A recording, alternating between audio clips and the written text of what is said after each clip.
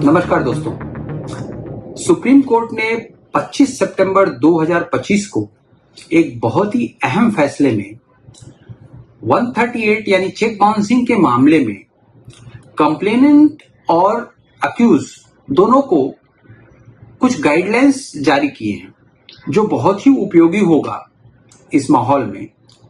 और जो बदलाव किए गए हैं वो कंप्लेनेंट के लिए भी अच्छा है और अक्यूज के लिए भी अच्छा है। कोर्ट में इतने ज्यादा मामले जो पेंडिंग पड़े हुए हैं चेक बाउंसिंग के, उसमें भी राहत मिलेगी।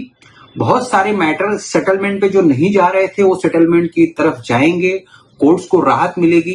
तो आज हम इसी पर बात करेंगे कि वो गाइडलाइंस क्या हैं और उससे कंप्लेनेंट को क्या फायदा है और अक्यूज को क्या फायदा है। सबसे पहला जो गाइडलाइंस है उन्होंने दिया हुआ है वो कंप्लेंट के फॉर्मेट के बारे में दिया हुआ है। उसमें ये वैसे भी ये आपका पार्ट नहीं, आपके वकील साहब का है, उनके लिए डायरेक्शन है कि क्या क्या डिटेल्स आपको कंप्लेंट के पहले देनी है, जिससे कि कोर्ट को तुरंत समझ में आ जाए कि इस दिन चेक बाउंस हुआ था, इतने का था, इस डेट को हुआ था, ये कॉज ऑफ एक्शन अराउज हुआ इस डेट को और ये कोर्ट से रिलीफ मांगी गई है। तो ये सब डिटेल्स का एक फॉर्मेट है जो आपकी कंप्लेंट के पहले लगाई जाएगी।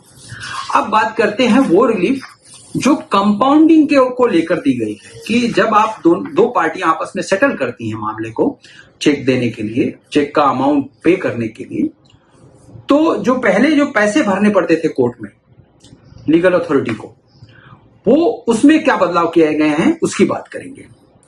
पहले जो था, पहले ये था कि अगर ड्यूरिंग द ट्रायल, अगर ट्रायल कोर्ट को लगता है कि पहले दूसरी हियरिंग में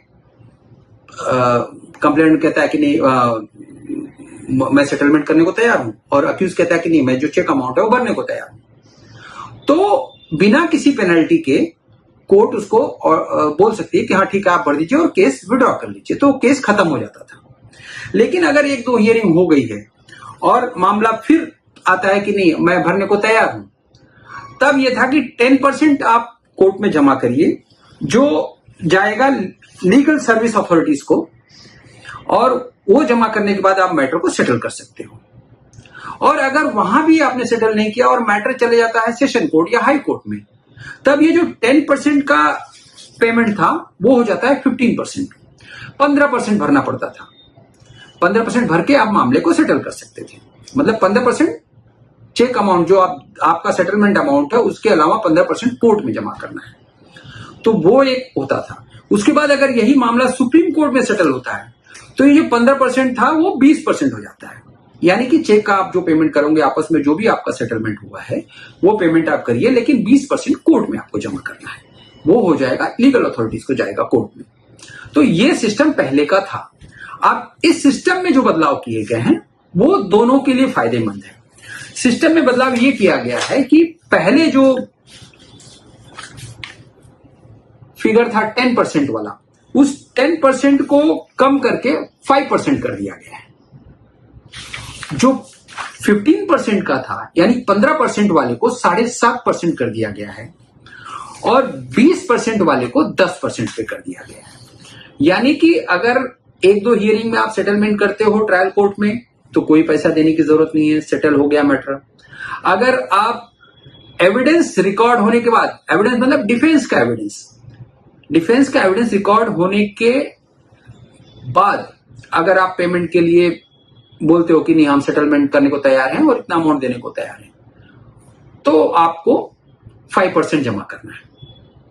और उसके बाद अगर ये सेशन कोर्ट या हाई कोर्ट में यही बात आप कहते हो तो वो 7.5%, और अगर सुप्रीम कोर्ट में यही बात कहते हो आप तो 10% भरना पड़ता है।